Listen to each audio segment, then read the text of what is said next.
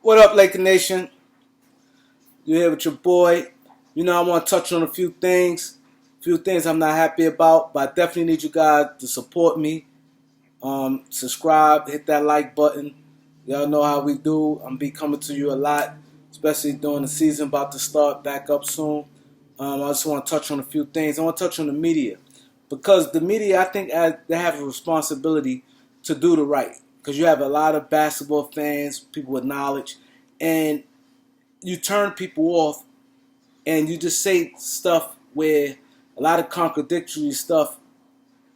You have people follow you all season long. ESPN, Fox Sports News. Us basketball fans, we watch it all because we love sports. We like to hear what's going on. We just like following the sport. So a lot of these guys, change their tone so much in their opinion. And I don't think it's opinion. It's so much of a bias. It's one thing you have opinion and things change because you see something different. But now, all year long, the media. I'm talk about Chris Broussard. Last week, I did a blog about Chris Broussard. How Chris Broussard now all of a sudden is saying Avery Bradley the dog. Because we all remember all through the season, from day one of the season, even up to the trade deadline, when the Clippers got Marcus Morris, and he said the Clippers added another dog. They got 6 dogs. The Lakers has none. Avery Bradley decides he's not going to play. Now Chris Broussard saying he's a dog. It's mind-boggling. And then now I'm going to talk about Colin Cowherd.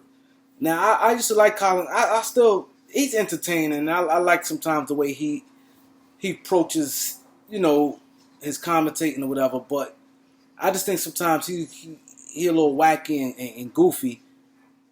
He said, and this would I feel it's a little disrespect.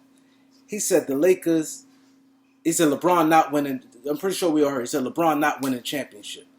He said did not. He said the Clippers. He put the Clippers and Milwaukee, which that don't get me mad because Milwaukee the best team in the league all year. They had an MVP, maybe a 2-time MVP, who I think Giannis should get MVP this year. On their team, the best record. They look good. They got a lot of pieces, veteran pieces. They've been, to the playoffs a few years. Okay, cool. The best record in the league. Okay, if you say the Clippers. But then he said the Celtics. I think he said the Lakers will lose if they play the Clippers, Milwaukee, and then he said the Celtics. I feel now you're being a little disrespectful. He said the Lakers don't have no pieces. He said outside LeBron AD, they have nothing.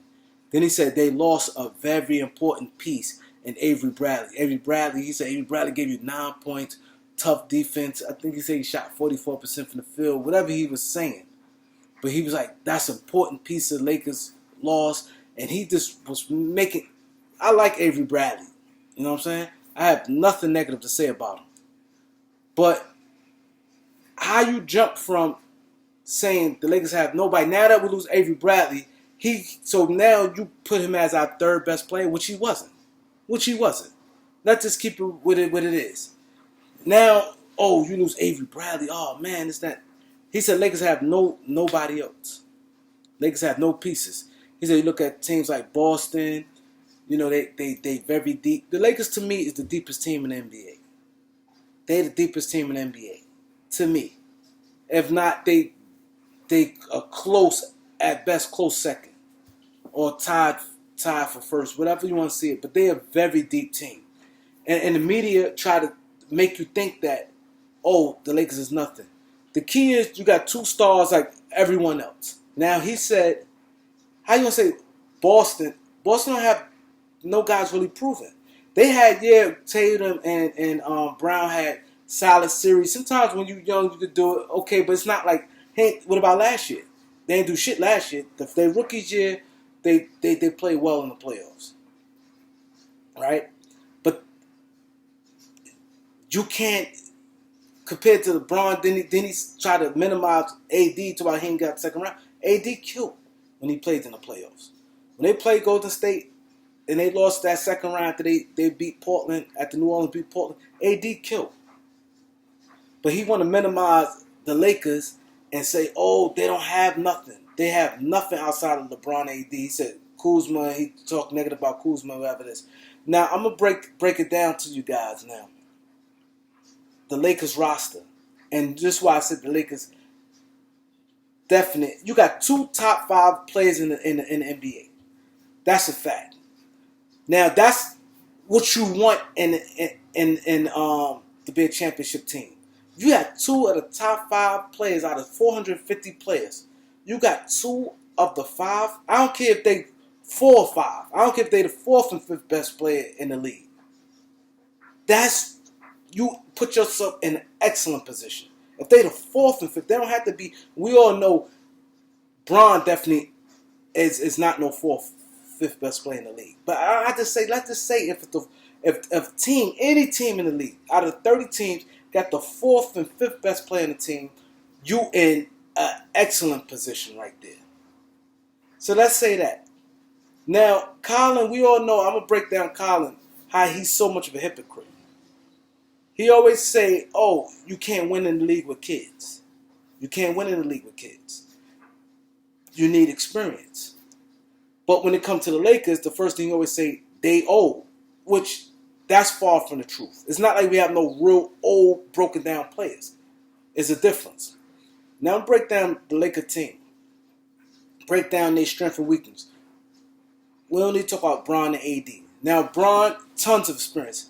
That's a champ. He won championships, right? AD got playoff experience, right? So that's still experience, right? Boom. I'm not putting this in no order who the best after this. I ain't putting no order. Okay, now we got Kuzma. Kuzma, first 2 years in the NBA before Bron, he averaged 16 his rookie year, 18 his second year. He can score. His strength is offense.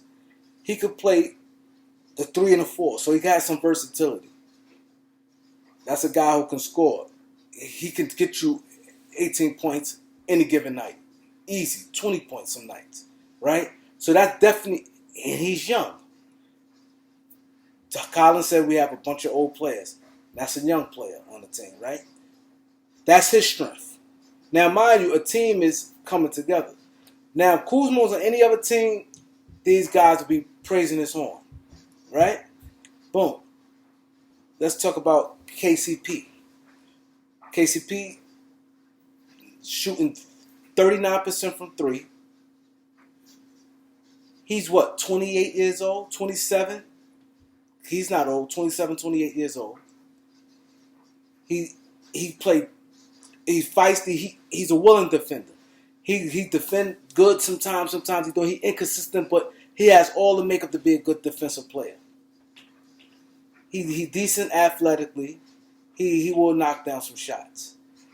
He's definitely a double-digit scorer in the NBA, right? So that brings you to a solid player. Players experience, he don't really have much, right? Or probably none. I can't remember if he made the playoffs in Detroit. I don't think so. I don't think he have no playoff experience. But age, check the box, knock down 3-point shooter, and a willing defender. And he runs the floor. So it's not like he's a bum. So we get him out the way. JaVale McGee. JaVale McGee played 12 minutes a game, getting you, what JaVale averaged, like 8 points, like 5 rebounds, like then 2 blocks.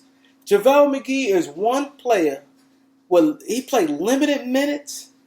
You could play JaVale for 7 minutes. Look at the impact he made with Golden State. He's only playing like 8 minutes. 8-10 minutes a game was making major impact.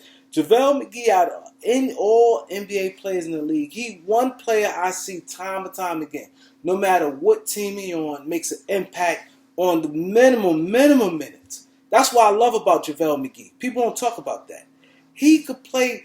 You see JaVale McGee in the first quarter, and he may not play no more the rest of the game. He made a major impact, may score 6 points, a couple lob. He may score like the first couple baskets in the game. Blocks, rebounds. He's athletic. He excellent rim protector. He could run the floor. He catch lobs. A good center. Good center. He might not be a starting center, but if he gets you 10 minutes, 15 minutes, 18 minutes, he's going to produce. You barely see JaVale McGee on that court, and he just give you nothing. That's one thing you could look at him being goofy and everything, but when he's out there, 9 times out of 10, he's going to give you something. You don't watch the game like he did nothing. He always produces something. So that's an excellent player right there. Now, mind you, we're talking a team. And they're coming together. Now, he's not no zero. Okay? Now, let's go Danny Green. Decent defender, right?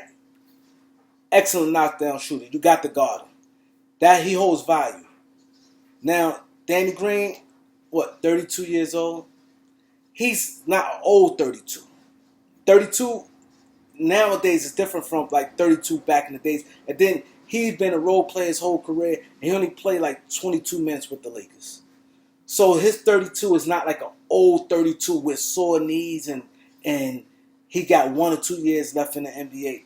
He's a knockdown shooter. He don't assert that much energy. He don't really do much. Like, you know what I mean? Far as like he never been athletic. Decent defender. He could defend a 2 and a 3. So now he gives you some versatility. Right? Knockdown shooter space. And he has plenty of playoff experience. A champion. A 2-time, maybe 3-time champion. I can't remember. I know he won at least 2, maybe 3 rings in the NBA. Big time playoff performance. Been in the finals, probably played in the finals 3 or 4 times. So we got experience right there. With him, JaVale McGee got 2 titles. Right? So now what we have? We have a couple guys. We got like, I may name like maybe 5 guys with Bron and AD. Out the 5, maybe 4 guys got playoff and championship experience. Let's go to the next player, Dwight Howard. A veteran, been productive his whole career. Dwight Howard, another one playing like 18 minutes a game. What Dwight average? Like 7, 8 points, like 7 rebounds a game, shooting over 50% from the field. One of the top shot blockers in the league with limited minutes. Dwight Howard, player of experience, been to the finals. So he experienced player. Now he's in excellent shape. He's not no burnt out, worn out player who playing on one leg. When you think of like an old team, you think guys like guys like Ron Harper when he was playing with the Lakers. He was old, basically playing on one leg. When you think of players, you think of he don't need to be out there. He needs to retire. Dwight Howard, you can easily see him playing. He's not going to play in a superstar role, but if playing 25 minutes, you can easily see him. What Dwight Howard, 30, 32, 33? You can easily see him playing 3 more years easy. Could play 25 minutes a game. Good rebound right now, good rim protector, good rim roller, lob threat. That's another plus for the Lakers. And championship experience. He ain't win a championship, but he played in the finals. As the best player on the team. Not as a role player. He played as the best player on the team. Boom. Now let's go to Markieff Morris. Right? He got playoff experience. He's tough. He could play a 4 and play some minutes at the 5. He knocked down he could big that could stretch the floor. He's an enforcer. He could score around the basket. He got a nice mid-range jumper, good 3-point shooter, rebounder, toughness. He brings a lot of value to a team, especially in playoff setting when you need a gorilla, someone who's tough and also who could play another player on the Lakers who could play multiple positions. Right? Where's Markieff Morris? He's 30 years old. He's not old. You don't look at his twin is on the Clippers. Nobody say he's old, and they twins. And when he's the same age like no older than Paul George. But he's 30? Same age maybe Kevin Durant. Nobody don't say nothing about Durant being old. So we killed the age, and he has experience in the NBA. So that's another experienced player, playoff tested player that's on the Lakers. Right? Now who we got next? Rondo. Oh, champion. That's another player who won a championship. A world of playoff experience, right? A guy who in the playoffs, known in the playoffs to step up. Now, you got guys like Colin always talk about, guys coming up big. Now, Rondo had the history in his whole career, always, not sometimes, all the time played better in the playoffs. All the time, right? He's not, now, he more, out of all the players we named, he more on the guy you consider like probably like up there in age. Even though him and Howard may be the same age, I believe. Just thinking off top, I think him and Howard the same age. But he had a lot of injuries, He played a point guard position where, see, Howard is different playing the center position. Even though Howard has some injuries too, but center position is different from the point guard position. You have to chase, and the point guard position is tough. You have a lot of tremendous point guards. So I get that. So he a player, if you want to say long in the tooth, okay, you'll say him. But his IQ is one of the best in the whole NBA. He's an excellent passer. He's smart. He know the game. And he has a history of stepping up in the playoffs. So you got to give him that. That what you saw in the regular season, which wasn't bad. People always quick to point out every little detail, and people's knocking Rondo all season. And don't praise him when he was playing well. And you look at his numbers is not bad. He played like 20 minutes a game also. And like I said, you got to give him the benefit of that. He always stepped it up in the playoffs. But the role he played with the Lakers, he's not looking to play 30 minutes. Let's say Rondo played 15, 18 minutes a game. He's not going to hurt your team 18 minutes. And it may be a little struggle defensively with Rondo at his age. But he played well defensively also in the playoffs. He's not playing a ton of minutes. So that's another good player that the Lakers have, a reliable player that's smart, high IQ, who Colin always talk about guys. He loves guys with high IQ. Rondo is a player that you feel more comfortable with Rondo than a rookie. You know what he's going to do. So let's get off Rondo. Let's talk J.R. Smith. J.R. Smith, another guy, championship. He played in what, like 5 finals? We played to 5 finals. He 4th all-time in three-pointers in the finals. He made big shots in the finals and playoff games, period. Not just the finals. He's not an old player. Yes, he's early 30s. With Gerald, like 32. Still not old. Like, when you think of old, like I said, we already know what I said about old. He's still active and still running around. We're not asking him to play 30 minutes. Let's say he give us 18 minutes. Excellent. He made a bonehead mistake, but he did more good than bad in the playoffs. Good size. He could defend. He's definitely good on defending on pick and rolls. So now, a guy who could play some 2 and a 3.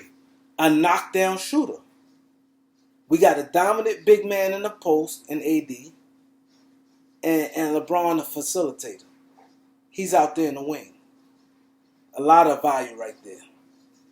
A lot of experience right there he gives us. A guy who's not afraid of the moment. You put him out there, you know what he's going to do.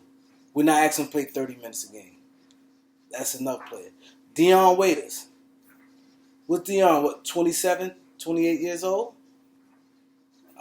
A microwave scorer. A guy who could get to the basket. He's strong. He played good defense when he wants to, when he's motivated, and I think he's definitely motivated because he's almost out this league. He's definitely a lethal scorer. Outside, he can score from the outside. He can penetrate. He can drop a dime, and he's scoring going to that basket. He's a microwave scorer going to the basket, and he has a big heart. He has a big heart. He's not scared at no moment.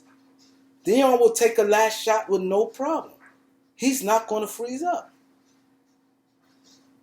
Okay, now go on. Quinn Cook. 2-time champion. We saw he played in, 3 finals? 3 to 4 finals. I can't remember. I think 3 finals he played in. but he's a two-time champion. Played in like 3 finals. He hit a lot of big shots in the finals last year against Toronto. They lost, but he played well when he's in the game. Played well. He stays. He's in his 20s, 27 years old. Another guy that's not old on the Lakers. Let them tell it that the Lakers old got a bunch of players in wheelchairs. Knockdown shooter. Not going to make no mistakes. He's not going to do nothing that's outside. What can he do? He's not going to hurt you. Right? Boom. Not old. Jared Dudley. He's old. But Lakers ain't counting on him to do nothing. But his value is understanding the game. He's an extension of a coach. He keep the locker room loose. He's after the game, he hanging out with the guys, telling them what they did wrong and what can they do to improve. The misstep when they come to the bench, he tell them, no, you letting this guy do this. Boom. He come in the game, he really not going to give you much, but he understand the tempo of the game and the magnitude of the game. The Lakers down 6 points, and they sluggish. Jared Dudley will give a hard foul and change the momentum of the game. He got knowledge of the game. He'll give a hard foul. We lose the momentum. He's not that good. He can't guard nobody. He'll give a real hard foul, start some mess. They break it up, this, that, and third, and make it could be a momentum swinger. He good at that. That's what he good at right now. And he might make a corner jump shot or two. But we're not even looking for him to even get in the game. Alex Caruso, right? He's not old.